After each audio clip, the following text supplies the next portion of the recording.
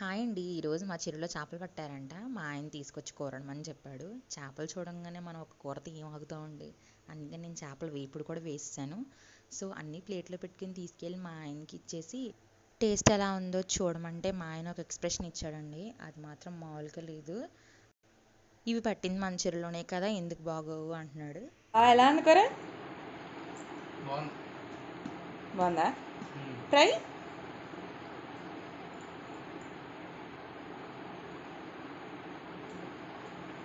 చెప్పు.